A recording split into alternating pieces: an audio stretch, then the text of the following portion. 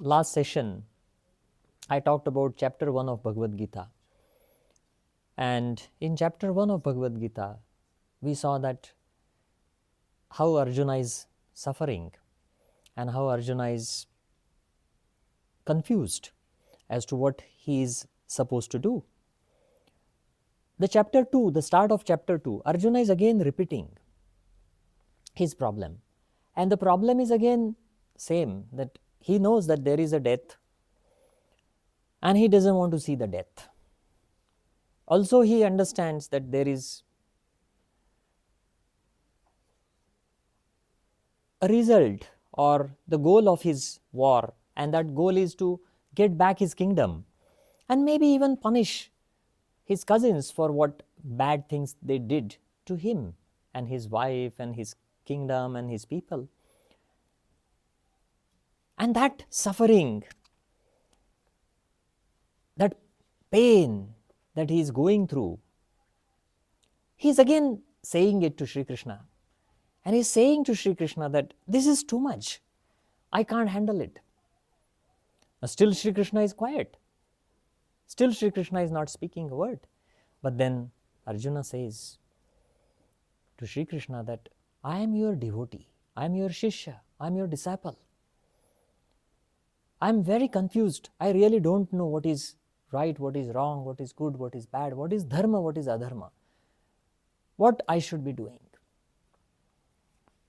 And then Sri Krishna starts talking. The first statement Sri Krishna says is very important. He says that the death that you are talking about, what do you mean by death? Say, what do you mean by death? The death is only for the body. But that is also not a death, because body just comes from the Mother Earth, goes back to Mother Earth. It's just a different form. Who are you? Are you this body which is coming from the nature and going back to the nature? Are you your body? I call this body as my body. It says my hand, my head, my brain, my liver, my legs. Is the body me? No, body is changing every moment. Every second there are new cells formed. Medical science says that every 7 years we have new body. But every 7 years I don't say I am new. I was Gandhar A, now I am Gandhar B. After 7 years I'll be Gandhar C. I don't say that. Say I am the same. I say body is getting old. I still feel the same old one. And this is a very important identification. Who am I? I am not the body. Is the mind me? I say my mind. My mind is also changing. When I was 4 years old, my mind was different. Now it's different. After another 5 years, my mind will be completely different. My intelligence is changing. 1 plus 1 is equal to 2 was hard for me. I have moved on. My intelligence has changed again. So then who is me? Sri Krishna says you are that pure divine consciousness, Atma. And this Atma is who you are, and which is immortal. Atma is never born and is never killed. Now what is this idea of Atma? A little bit more understanding of this idea of Atma will bring a very different perspective to Bhagavad Gita.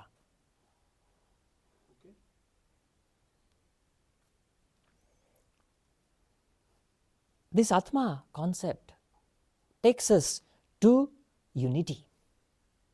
The Atma in me is the same consciousness like Atma in everyone else. The Atma in me, that energy, that consciousness is same as that of the consciousness in the tree, is same as that the consciousness in the animals. And this idea of Atma is telling something very big to us. It's telling us we are all equal. This equality concept becomes the foundation of Sri Krishna's philosophy. When he lived his life, he showed with example that he treated everyone as equal. Everyone, everything that he came in contact, he treated everyone with the same respect that he treated himself. And look at the problems of our today's life. Discrimination. Someone says, I am rich, you are poor. Discrimination. I am a man, she is a woman. Discrimination.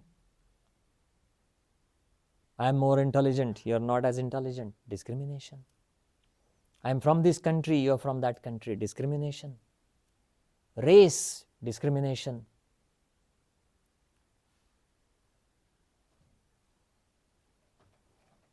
Color. Discrimination. Everywhere we see the discrimination.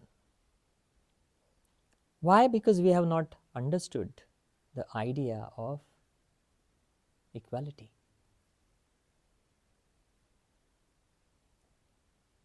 So Sri Krishna is telling Arjuna that first of all, the death is only for the body.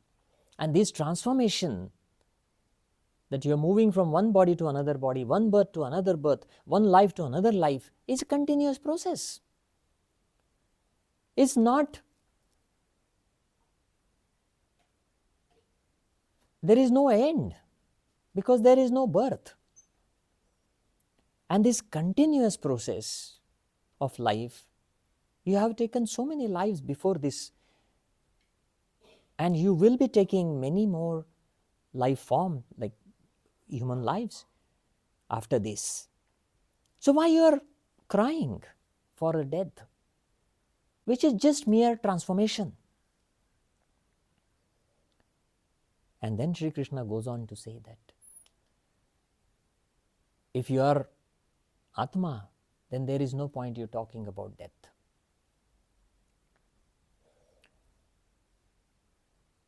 But then still, the pain of Arjuna is not going away, because the pain is related to the attachments that he has with his grandfather Bhishma, his guru Dronacharya, and even his people, even his cousins. Although they were not very nice, he still has some connection with them. So the pain is not going away. He understood, okay, I am not the body. The body is going to have death. So there is going to be death one day for me and everyone. So there's no point crying for death. But then not meeting them or losing is still a pain. The form is still a pain. And that's when Sri Krishna says that, look, whenever you connect with anything outside of yourself, it is either going to bring you pleasure, sukha, momentary happiness, and pain. And this becomes a very important idea. He says, Matra sparshastu kaunteya shitoshna sukha dukkhada. Says that these connections that you are creating with outside people or outside objects. Objects means, I have a connection with my iPhone. Now that iPhone brings me happiness, but Sri Krishna says it's temporary. Anything that brings you temporary happiness is going to bring you pain also. So when that iPhone becomes old, I feel pain. When I am looking at myself and I feel that I am young, that youthfulness which makes me happy, when I lose that youthfulness, it brings me suffering. Aging, when you start getting old, people are so stressed and they suffer a lot. And this is what Sri Krishna is telling Arjuna, that you are going to suffer if you attach your happiness with outside things. So attachments become the central idea in this second chapter, along with the concept of Atma. So first, who am I? And then once you understand who am I, Atma, then you understand that my connections with outside world are temporary and they create pain and pleasure both. So it's not worth it that I completely identify myself with my external connections. Now the question here is, can I avoid all these connections? The answer is no. My life is dependent on external objects, living and non-living. They are playing a part in my life. I cannot move away from them. I need food, I need clothes, I need house, I need things for myself to live. So I cannot entirely disconnect myself from the connection with the external object. And that's when it becomes important for Sri Krishna to explain how he can manage these external connections. And that's when Sri Krishna brings a very important idea here in the second chapter, and he talks about achieving a state of yoga. And in the second chapter, Sri Krishna defines yoga for Arjun. He says, Samatvam yoga uchyate. Yoga is that balanced state. The external connections, they are going to create pain and suffering. These external connections are going to create attachments. How can you maintain the positive state? Why this positive state has become important? Because Arjuna's complaint is, I am suffering. Get me out of this suffering. So the answer that Sri Krishna is giving is for Arjuna to achieve the positive state. In our day-to-day life, the problems, we call them problems because they create negative experience. Everything I am doing in my life is to have that positive experience. Move away from the negative experience. The negative experience is the stress, the anxiety, the depression, the anger, the hatred, jealousy, greed, mental health problems, physical health problems. These are negative states. I am trying to move away from that. Every effort I am making is to move away from that. I try and earn money because I think it will support my life and it will help me become happier. I form relationships, I think they will make me happier. I get a house, I think it will make me happier. I have everything that I am trying in my life to make sure that I am in a positive state of mind.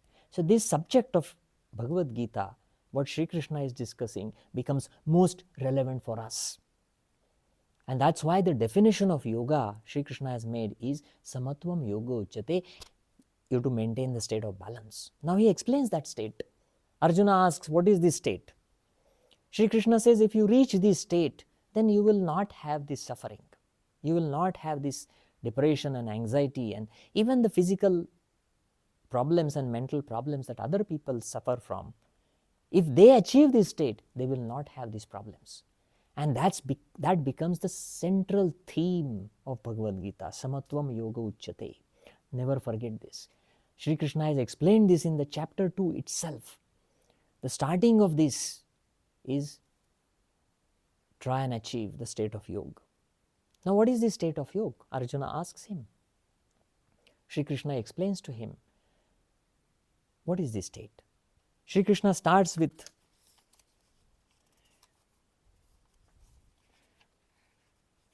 shlokas, the verses, and he says, the first verse he says, Prajahati yada kaman sarvan partha manogatan atmannevatmana tushta sthita prajna taduchyate. He says the yogi, the master who has achieved the state of yoga,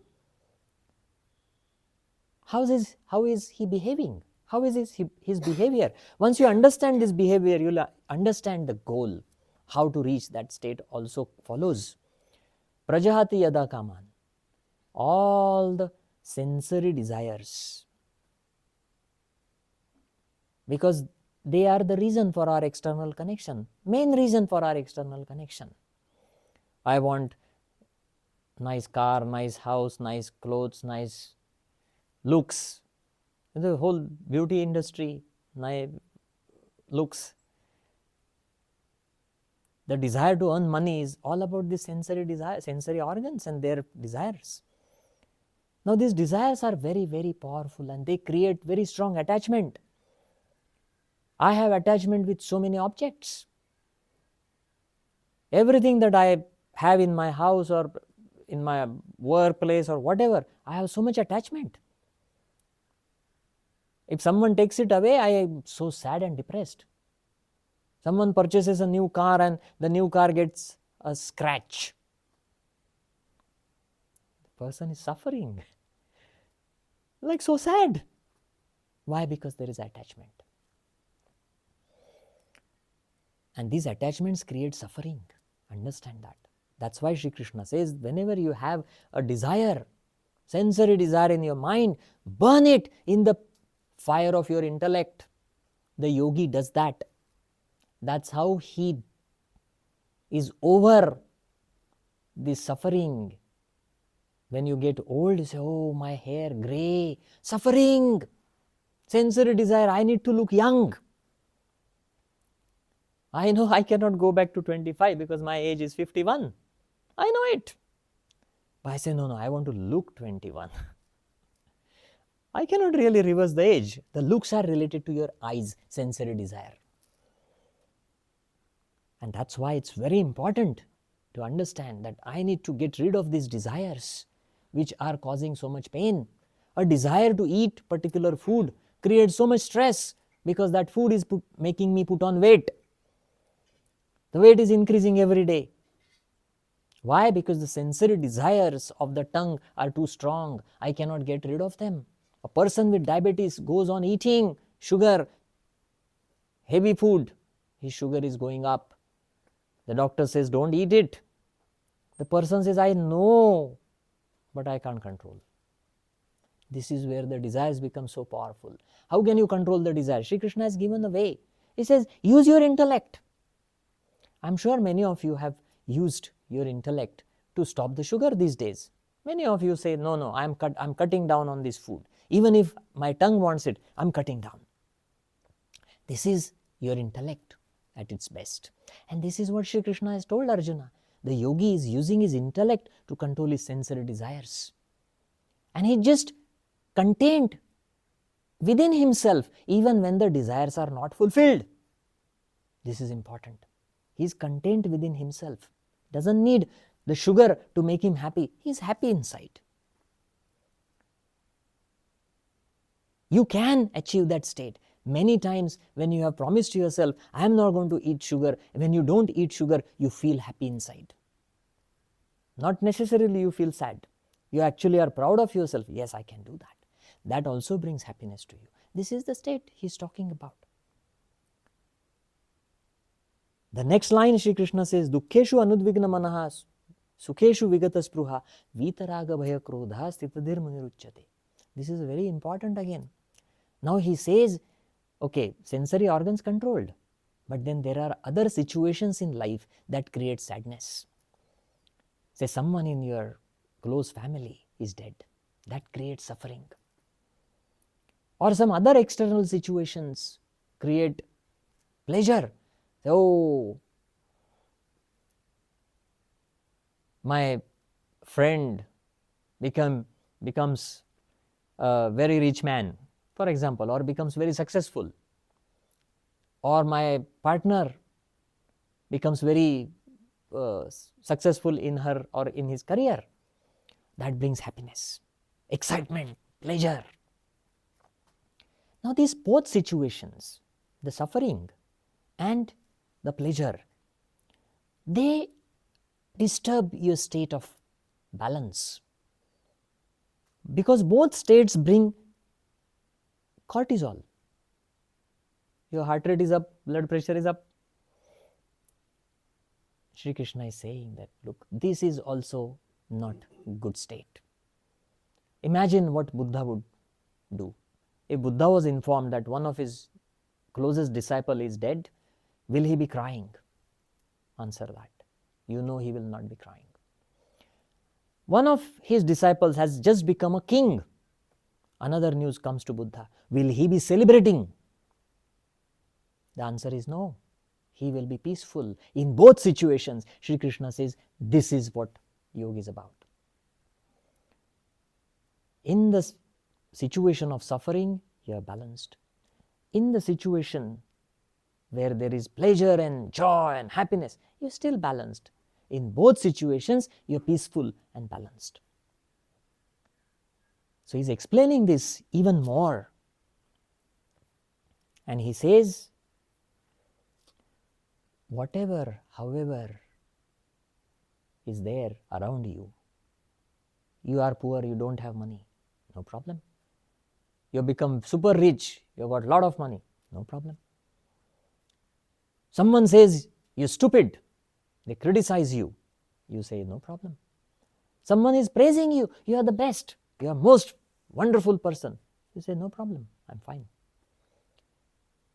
Every situation, whether you win, whether you emerge as victorious, or whether you are a failure, doesn't matter, I'm fine. I'm balanced and I'm peaceful. And this becomes the central theme of Bhagavad Gita, what I just narrated to you for last 10 minutes. The symptoms of a yogi, yoga master. This is the central idea of Bhagavad Gita. This is what we need to achieve in our life, because this balanced state will take you to the state of Buddha, or will make you Krishna. Krishna was always balanced. Look at the life of Sri Krishna. It was full of suffering. In India, people, especially men, they all want to be Krishna, because Krishna has a lot of girlfriends. But look at the life of Sri Krishna. He was born when, after his 7 siblings were killed, there was no guarantee that he will survive. But he survived. His father took him away from his mother, because if he would stay with his mother, he would be killed next day. So he took him when he was few hours old baby, and he sent him to one of his friends who was a nomadic cowherd group. They would move from one place to another place, taking the cows. Very poor place, hardly anything there to eat. So that's why Sri Krishna, when he started growing there, he had to steal milk and butter, not just for himself, but for his friends, because there was nothing. So his childhood was full of hardships. Then his uncle, who killed his 7 siblings, Kans, the king Kans. Why he killed his siblings? Because there was a prophecy. And the prophecy was, the 8th son, that is Sri Krishna, will kill Kans, the uncle. So the Kans, the uncle, the king, he got very angry, and he killed 7 children, 7 babies before Sri Krishna. But he couldn't kill Sri Krishna, because Krishna's father took him out of that prison, and he was saved. So look at the life of Sri Krishna.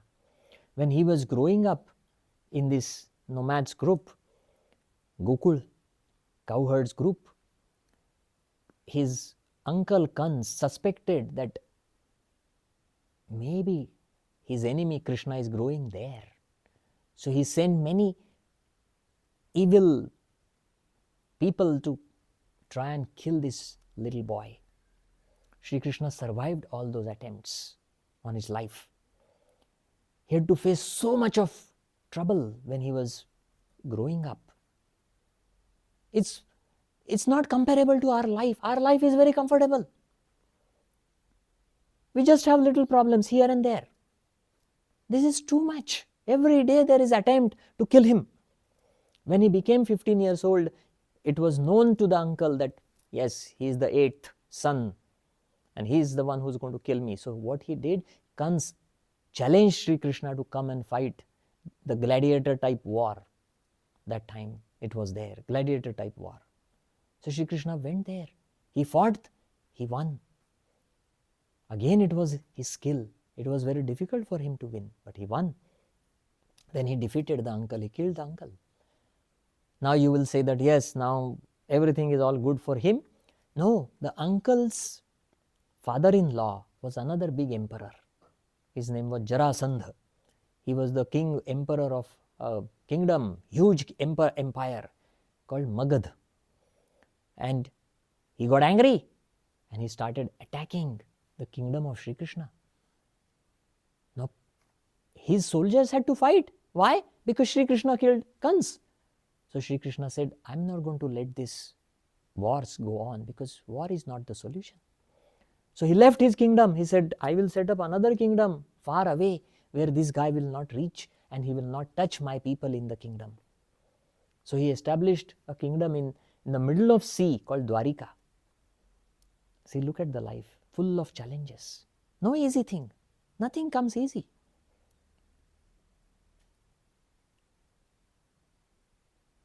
But then Sri Krishna is known for his beautiful personality where he just loved everyone who came into his life. Every animal, every tree, every person, irrespective of age, irrespective of sex, irrespective of their background, he loved everyone. To love everyone, you need to have a balanced mind. If I am stressed, I don't even love myself. I don't love myself if I'm not balanced. So he maintained that state of balance all through his life. So he's explaining how he did it. He's saying it, if you achieve yoga state, you can do it. But he's actually telling what he's done, what he's achieved. Now the question is, how can I control these attachments which create these sensory desires, which again create anger, ego, aggression, hatred, jealousy, greed. Sri Krishna is saying that, look, everything starts from your sensory organs. The starting point is the sensory organ. My sensory organs, ध्यायतो विषयान् पुंसा संगस्तेषु उपजायते संगात् संजायते कामः कामात् क्रोधोऽपि जायते क्रोधात् भवति सम्मोहः सम्मोहात् स्मृतिविभ्रमः स्मृतिभ्रंशात् बुद्धिनाशो बुद्धिनाशात् प्रणश्यति. Says, when I start thinking of the sensory desires, my mind is attracted to that. When I think of a nice recipe, my mind is attracted to that. That creates a very strong magnetic pull. And that strong magnetic pull disturbs my logical thinking. I forget what is right, what is wrong. I forget that I have a diabetes and I shouldn't be eating this bad food because the desire has taken over and I have forgotten my wisdom. And this is where I am destroying myself. I know I should be getting up early, but I don't. Because I have a desire to sleep longer. My body says, hey, go rest nicely. I know I need to do exercise, but I don't want to trouble my body. My wisdom is there, but it's not working. And this is the starting point of my problems. How to control this? Shri Krishna says, Kurmangani vasarvashaha. Understand. You need to work with your sensory organs. You need to manage them well and not let them manage you.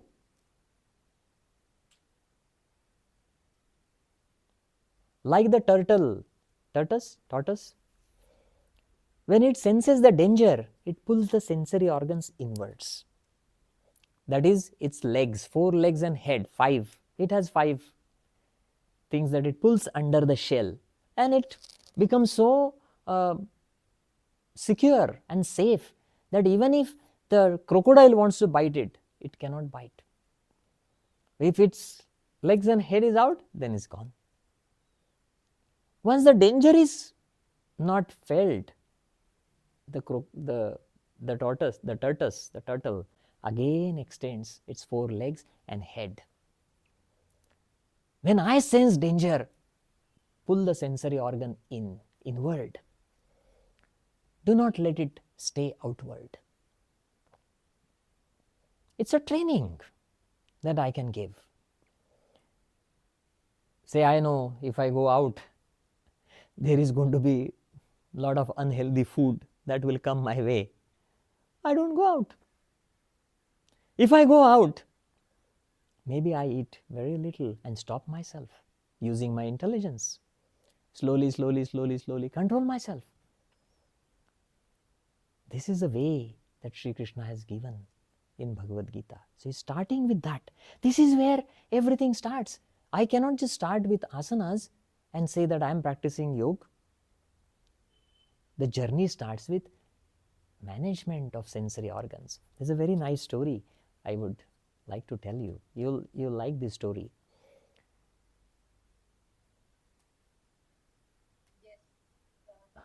A little boy is going out with his father, walking on the street, and then the boy see 5 policemen and a man inside. The man is being chained and the 5 policemen are pulling this man. The little boy is curious and he says, Daddy, who is this man and why the police are pulling him? Daddy says he's a thief. The thief? Yes, he's lost his freedom. Freedom to whom? Says policeman. The policemen have captured him and now his life is under the control of the policeman.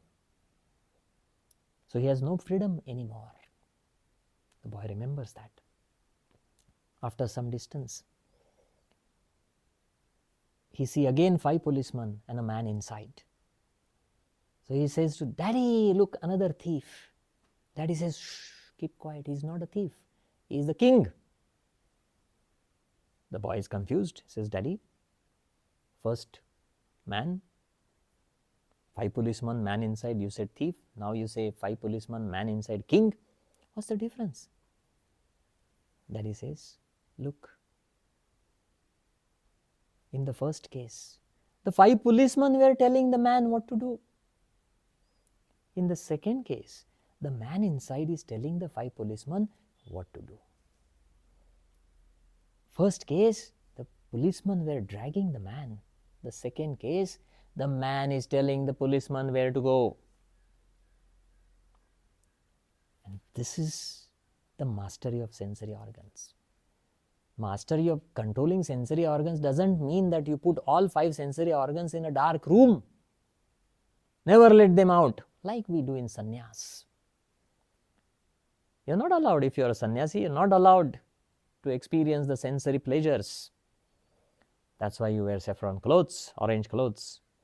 You're not allowed to marry, you're not allowed to have money, you're not allowed to eat what you want. You have to ask alms. Whatever you get, you eat. That also, if it is very tasty and delicious, you put it in one cloth, dip it in the water, let the taste go away, then eat that. Very strict. That is, you're putting the sensory organs in a dark room. There's no expression. That also becomes dangerous for many. For many, it is successful. All the yoga masters who have really achieved the higher level with sannyas, they're really great people. But this is not a path for common people. Your sensory organs, if suppressed, they rebel. That's why you see many gurus, so-called gurus in India, are in the prison. They are not able to control. Many other gurus have made their empire through business. That is all sensory desires. Many gurus, they only fly with chartered planes. Sensory desires. I'm not telling you deliberately something to mislead, but I want you to understand this is the philosophy of Sri Krishna. Not to criticize anyone, but to give a clear understanding of what Sri Krishna has said here. It's very important. We don't suppress the sensory organs, but we manage them well. Not suppress, not freely express. Manage them. Managing them through the intellect, through the wisdom. And of course, the wisdom doesn't come straight. So Sri Krishna has given many ways of yoga to achieve this state of wisdom where sensory organs are under your control, under your management, under your command. They listen to you. And this subject Sri Krishna has taken more and more in the chapter 2. And he's saying that this is actually the reason of all our sufferings. The question will come that, oh, but I have attachment with a person, my friend or my partner or my husband or my wife or my kids. What do you call that attachment? Is it sensory attachment? Well, it's an interesting thing you're thinking of. When one of my close friends, if he or she is dead, why do I grieve?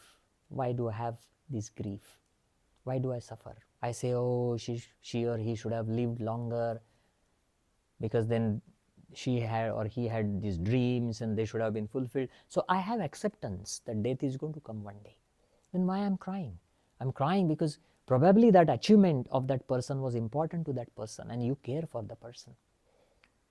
One reason. Or the other reason is that person has done so much for me in my life and made my life so easy and positive that I feel if the person is not there, my life will not be as good. Oh, the person is taking care of me so much. If the person is not alive, who will take care of me? Again, think of that. It's again connected to my desires. Otherwise, the relationships that we have, the quality is most important. Quantity is not relevant. We all understand relationships are temporary. So this principle applies there also. Of course, the ego comes into picture in both situations. Sensory desires, when they are not fulfilled, my ego is strong. Say, who is stopping me? How dare you stop me? My friend, someone says bad things to my friend, I get angry. Ego comes there also. I identify myself with my culture. Someone blames my culture, I get angry there also. So ego comes there also. So ego starts with sensory organs, but then it takes a bigger form. So along with the sensory organs, the next problem that we all have is ego. That creates anger. That creates hatred, jealousy. That creates boundaries to me. That creates restrictions to me.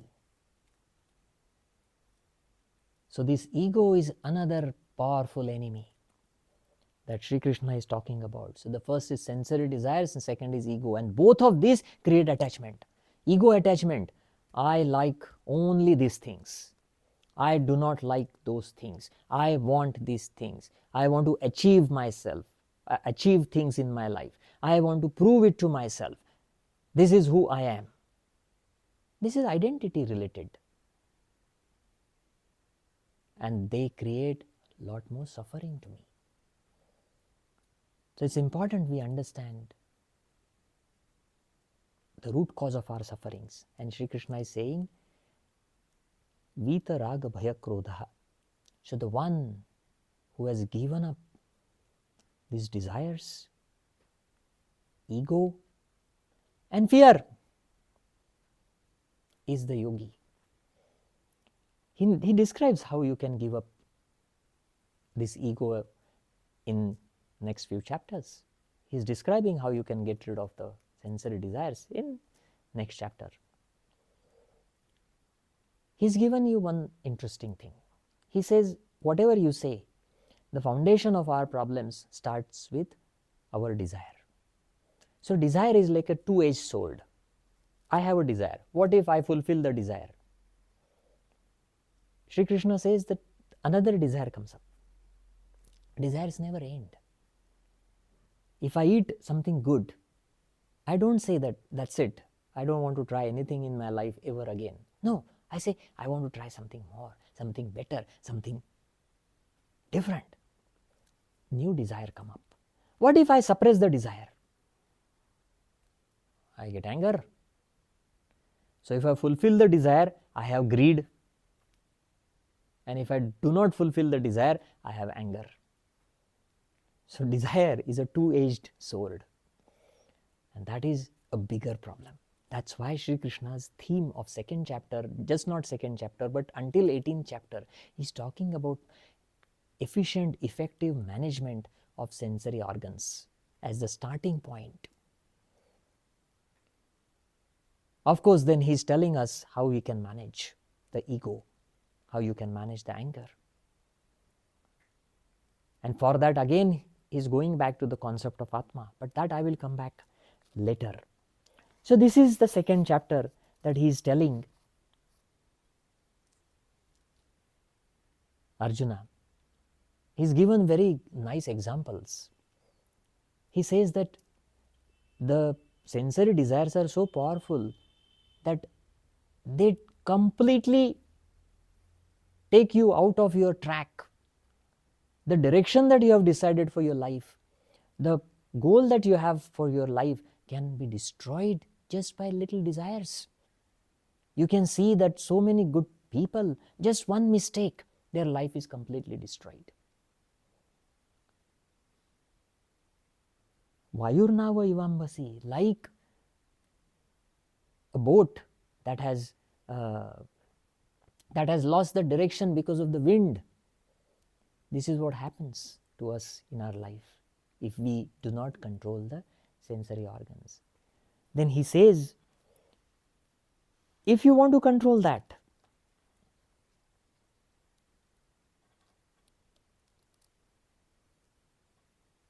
you need to follow the example of ocean. Apuryamanam achalam pratishtham samudramapa pravishanti yadvat. It means that, like in the ocean, the water is being poured by the rivers. Every moment, billions of gallons, billions of liters of water is poured into the ocean. But you see, ocean never crosses its limits. It's on the, there's a limit. It's just there. It doesn't cross the limit. High tide, low tide. Yeah, but still there's a limit. Tsunami is also temporary. The limit is there. This is how the mind of a yogi should be. Any number of desires pouring into the mind is not crossing the limit. The yogi never crosses the limit. There is lot of sweet things kept in front of me. The yogi never loses his control, never goes and eats crazy things. There's lot of other opportunities for the yogi to fulfill his desires, but he do not go that way because he never crosses his limits. Why? Ya nisha sarva bhutanam tasyam jagrati sanyami. Says that why? Because yogi treats those desires as darkness. He doesn't find that these things are going to give him permanent happiness. So with intelligence, he's applying his intelligence every moment and he's stopping himself from letting these sensory organs free. So he's controlling them at every moment. So it's very important theme of the chapter 2, and Sri Krishna is finishing this chapter 2, and he says that if you can give up all these desires and your ego, then that peace that you want in your life, that positivity that you want in life will always be with you. Unless you give up this, nothing is going to happen. And look at the life of Buddha. He gave up his sensory desires and he also gave up his ego. You never see Buddha getting angry. Anger is ego. Hatred is ego. Jealousy is ego. Greed is connected with ego. See Buddha's life. He's given up this, and that's how he was peaceful always. He was happy always, positive always. That's why when you see Buddha's picture, it's always a smile. For me, the smile is very rare. My smile is conditional. Buddha's smile was unconditional. Sri Krishna is called the icon of love because he was always positive. There was absolutely no anger, no ego. I tell you the last story of Sri Krishna and I'll stop here.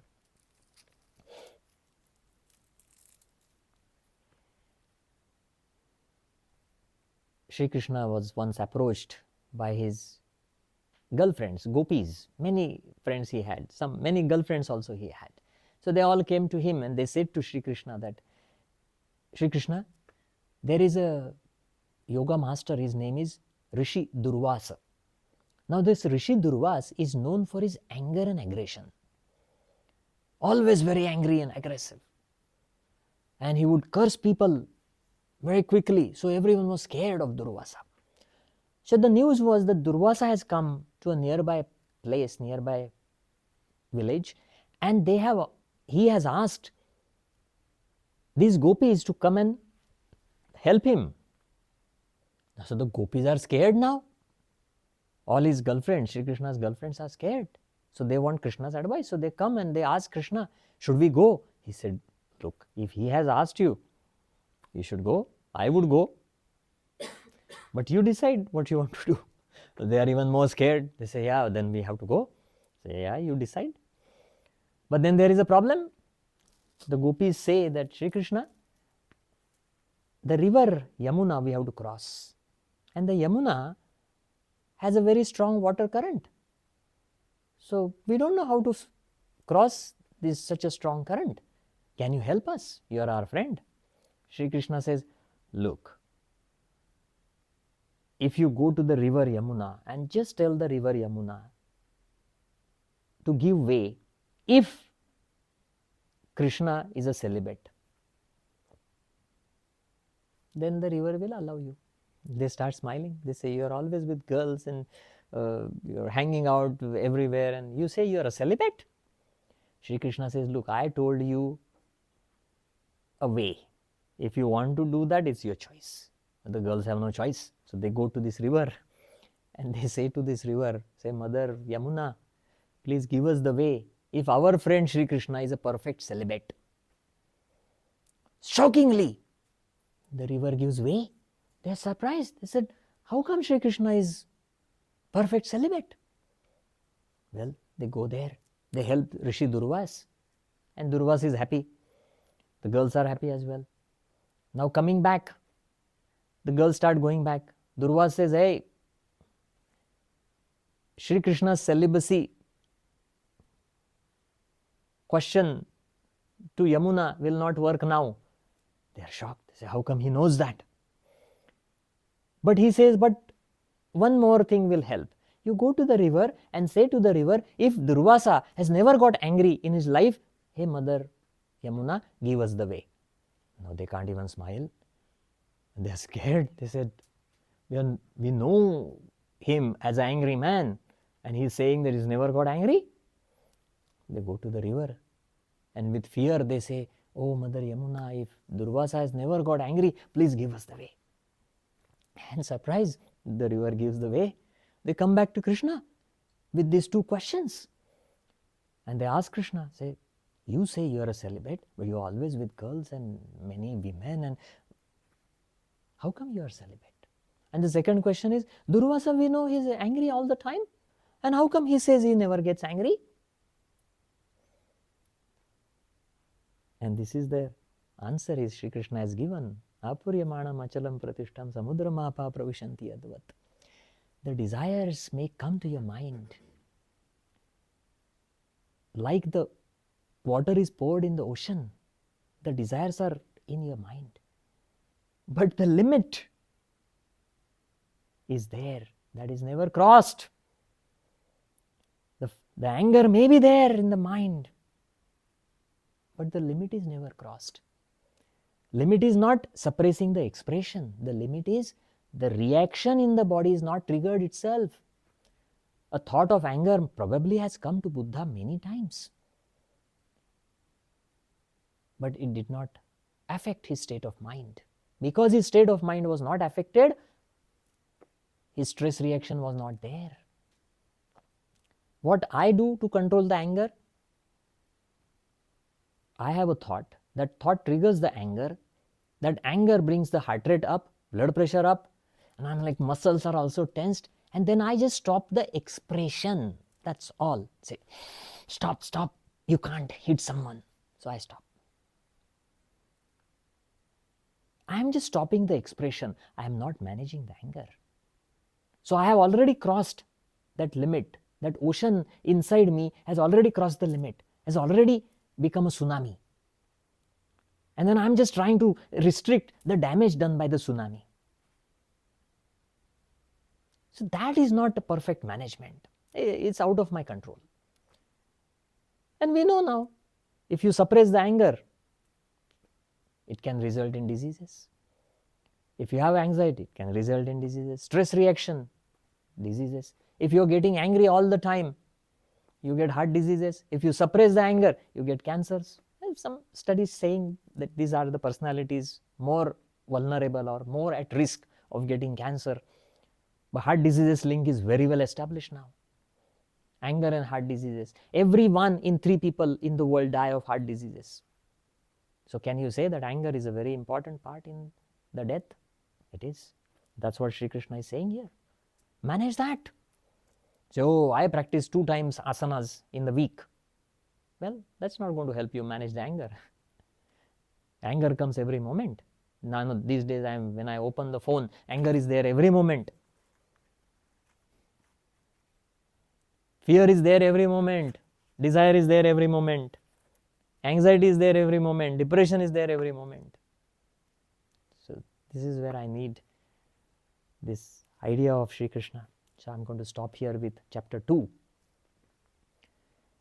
It is an important chapter, so I have made justice to the chapter by devoting 1 full session to the chapter 2. Now we'll start chapter 3, 4. I think chapter 3, 4 I can combine. So next week we will start with the next chapter 3 and 4. Happy to have you guys. See you next week. Hari Om.